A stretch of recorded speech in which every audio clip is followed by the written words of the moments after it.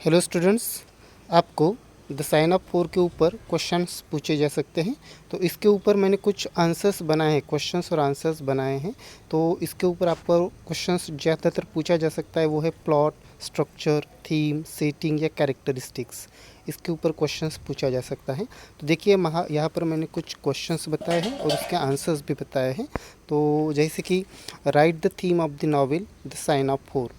तो इसके ऊपर क्वेश्चंस ये भी पूछा जा सकता है कि इस नावल की थीम बताइए द साइन ऑफ फोर की।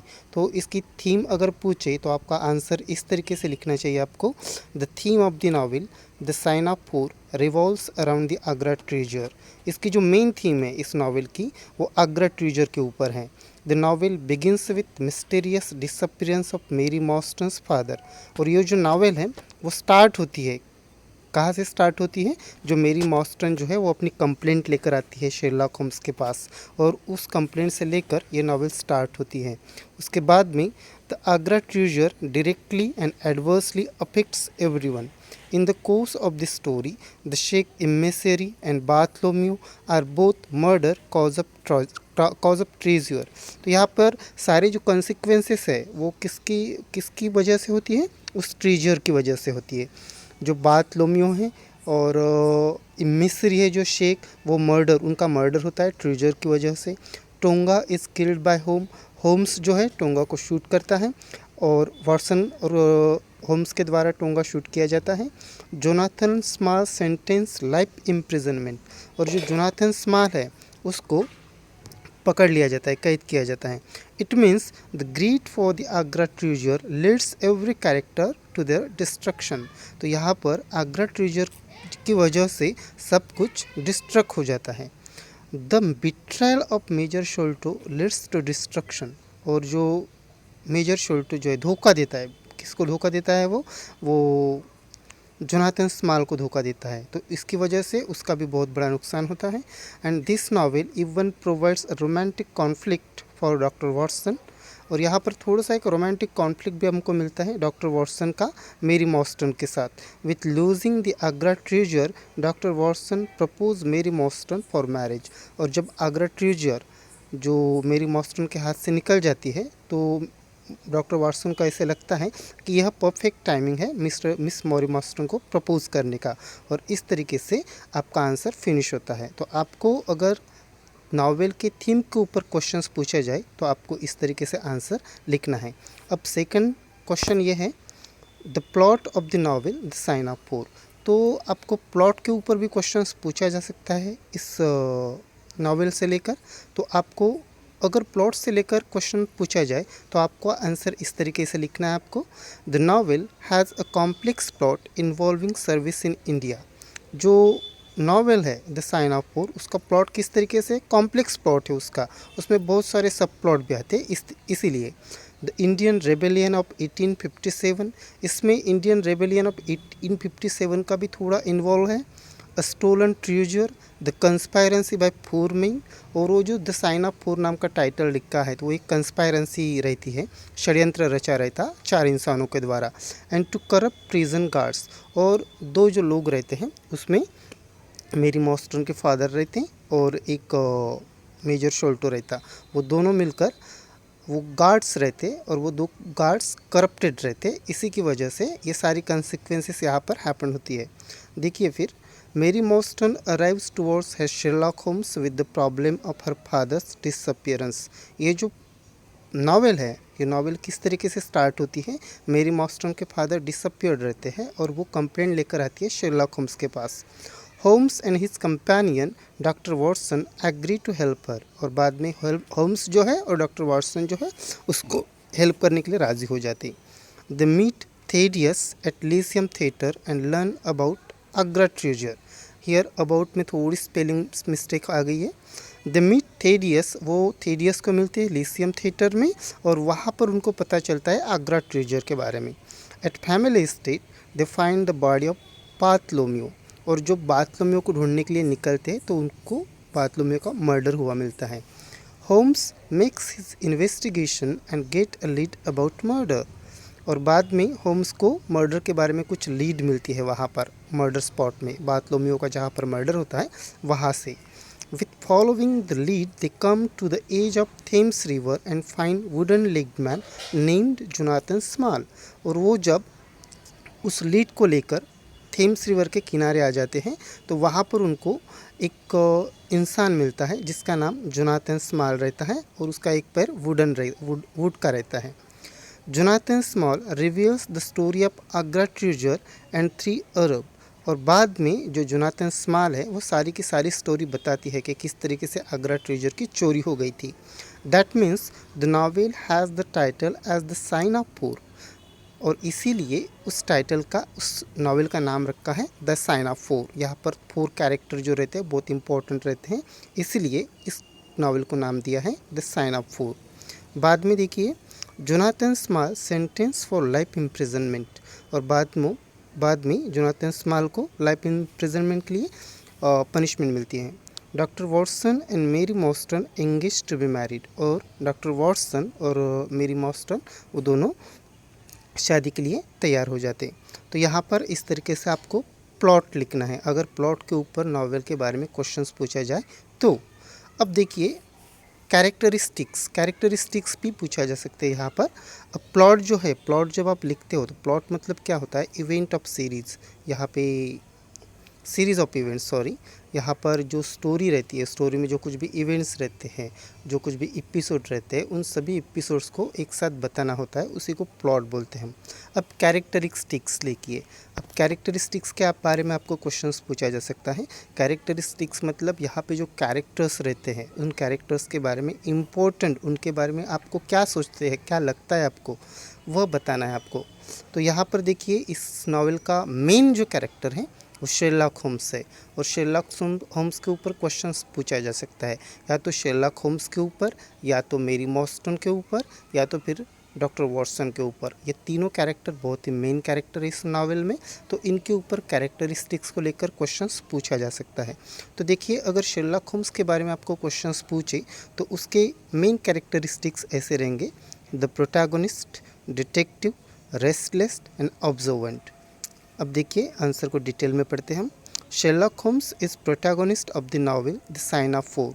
ये जो शेरलॉक होम्स है वो मेन कैरेक्टर है, मेन हीरो है इस नॉवेल का, द साइन ऑफ 4 का। He is detective and appears very intellectual, restless and observant. और उसमें इस नावल में आपको ये अपीयर होता है बहुत इंटेलेक्चुअल, रेस्टलेस और ऑब्जर्वेंट। अब देखिए हमने कैरेक्टरिस्टिक्स तो बताया है, अब इसको प्रूव भी करना पड़ता है आपको कि कैसे आपको इंटेलेक्चुअल लगा, कैसे रेस्टलेस लगा और कैसे ऑब्जर्वेंट लगा। At family state Holmes correctly guess about the murder of Bartholomew. जब बार्थलोमियो का मर्डर होता है और जब वहाँ पर होम्स वगैरह पहुँचते हैं तो वो करेक्टली फाइंड आउट करता है और वहाँ पर लीड भी मिलती है, वो लीड भी ढूंढता है। कौन? Sherlock Holmes. और इसीलिए बोलते हैं वो बहुत ही बड़ा इंटेलेक्चुअल पर्सन था। He recruits the group of street baker irregulars. और वहाँ पर उन मर्डरर को ढूंढने के लिए वो एक स्ट्रीट बेकर्स इरेगुलर्स का ग्रुप हायर्ड करता है। When this group fails to find the murderer, Sherlock Holmes himself in disgust start to find them। और उसके बाद में वो जो उसने ग्रुप रिक्रूट किया रहता है वो जब फेल होता है तो शेरलॉक होम्स खुद उस मर्डरर को ढूंढने के लिए निकलता है। तो यहाँ पर उसका रेस्टलेस कैरेक्टर हमको अपीयर होता है। His restless nature appears as by this act of Sherlock Holmes. He succeed to find Jonathan Small, Tonga and Agra treasure. He takes great pleasure solving cases and demonstrate his keen observation। तो यहाँ पर आपको मिलता है, यहाँ पर आपको उसकी कैरेक्टरिस्टिक्स मिलती है कि जो शेरलॉक होम्स था वो उसको केसेस सॉल्व करने में बड़ा ही इंटरेस्ट रहता था। और ये सारे कैरेक्टरिस्टिक्स आप यहाँ पर बता सकते हो अगर शेरलॉक होम्स के ऊपर क्वेश्चंस आए तो। अब यहाँ पर देखिए नेक्स्ट कैरेक्टर जो है आपका वो है मेरी मॉस्टन। मेरी मॉस्टन भी बहुत ही मेन कैरेक्टर है इस नावल में, तो आपको मेरी मॉस्टन के ऊपर भी क्वेश्चंस पूछा जा सकता है। तो मेरी मॉस्टन के ऊपर अगर क्वेश्चंस पूछा जाए तो आपको इसके जो कैरेक्टरिस्टिक्स है वो मैंने पहले ब्रैकेट में लिख दिए हैं: इनोसेंट, मॉडेस्ट, काम एंड कंपोज। ठीक है, अब इसके आंसर को डिटेल में पढ़ते हैं। Mary Morstan appears us at the beginning of the novel. तो जो मेरी मॉस्टन है हमको जो नावल की शुरुआत होती है तो शुरुआत में मेरी मॉस्टन के बारे में हमको पता चलता है। In this novel she appears very innocent as well as modest. तो इस नावल में आपको वो इनोसेंट भी अपियर मिलती है और मॉडेस्ट भी। अब वो कैसे? अबाउट हर इनोसेंस, अब उसके इनोसेंट के बारे में अगर बात करें, we are having an evidence as she lead a retired life and has no friends. उसके कोई भी दोस्त नहीं थे और वो बहुत ही सिंपल लाइफ जीती थी। यहाँ पर रिटायर्ड का जो वर्ड है वो इनोसेंट एंड इनएक्सपीरियंस्ड कैरेक्टर, एक इनोसेंट सी लड़की रहती है, उसको लेकर यहाँ पर रिटायर्ड ऐसा वर्ड इस नावल में यूज़ किया है। अगर आपको इसके बारे में अगर बोर्ड में क्वेश्चन आए तो आप रिटायर्ड वर्ड लिख कर उसको अंडरलाइन कर लेना। मेरी मॉस्टन वियर्स स्मॉल वाइट फेदर्स, उसके ड्रेसिंग स्टाइल के बारे में यहाँ पर बताया है और इसीलिए हमने वहाँ पर मॉडेस्ट यह भी कैरेक्टरिस्टिक्स यहाँ पर बताया है। And it gives us her modesty impression. With the meeting of housekeeper at family estate, she appears very calm and composed. जब वो फैमिली स्टेट पर जाते हैं तो वहाँ पर जो बातलोमियों के घर में जो रहने वाली औरत रहती है हाउसकीपर, वो बहुत डरी हुई रहती। तो जो मर्डर होने के बाद वो बहुत डरती है हाउसकीपर, तो उस हाउसकीपर को मेरी मॉस्टन बहुत अच्छी तरीके से संभाल लेती है, इसीलिए हमने बोला है काम and composed. She offers a tender comfort to the housekeeper when she was completely shaken by the innocent incident of Bartholomew.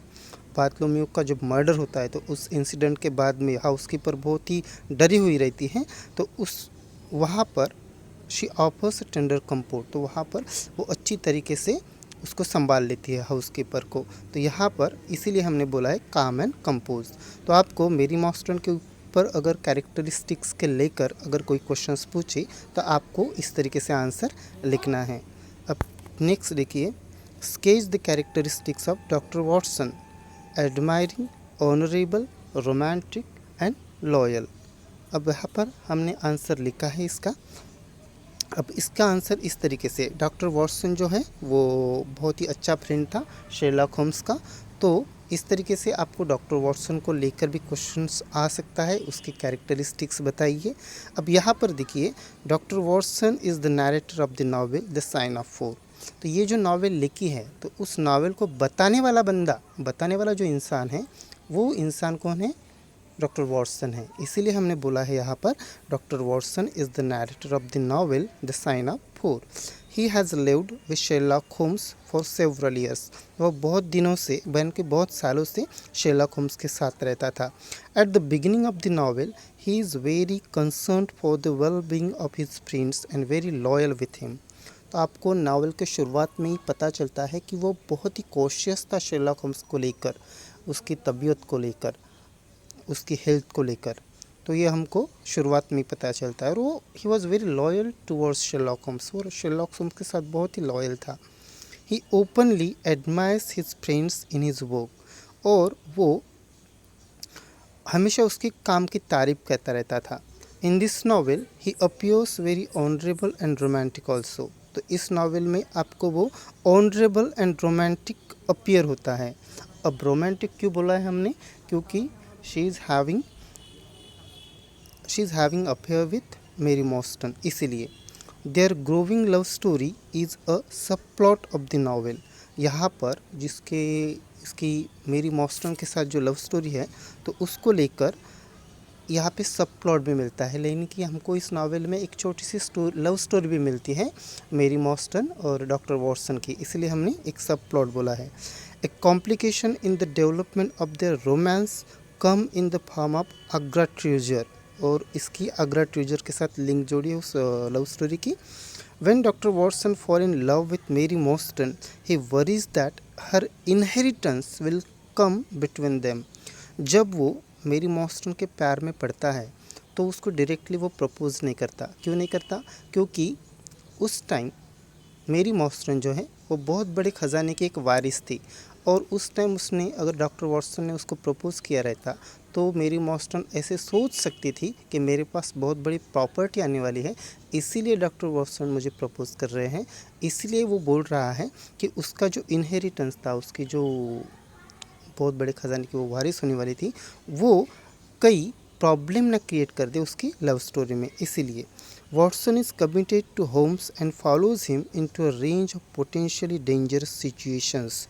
Watson जो है वो शेरलॉक होम्स का बहुत सच्चा कंपेनियन था, बहुत ही अच्छा दोस्त था, इसीलिए वो हर एक डेंजरस सिचुएशन में उसका साथ नहीं छोड़ता था। कोई भी डेंजरस सिचुएशन रहे, लेकिन वो अपने दोस्त का मतलब शेरलॉक होम्स का कभी भी साथ नहीं छोड़कर नहीं जाता था। इस तरीके से आपको कैरेक्टरिस्टिक्स के ऊपर क्वेश्चन है तो इस तरीके से आपको क्वेश्चंस के आंसर लिखने हैं। मैंने यहाँ पर आपको प्लॉट, थीम और कैरेक्टरिस्टिक्स इसके ऊपर क्वेश्चंस बनाकर दिए हैं। एग्ज़ाम की प्रिपरेशन के लिए ये आपको हेल्पफुल रहेंगे, इसीलिए आप इस आंसर्स को नोट कर लीजिए और अच्छी तरीके से पढ़ लीजिए। Thank you.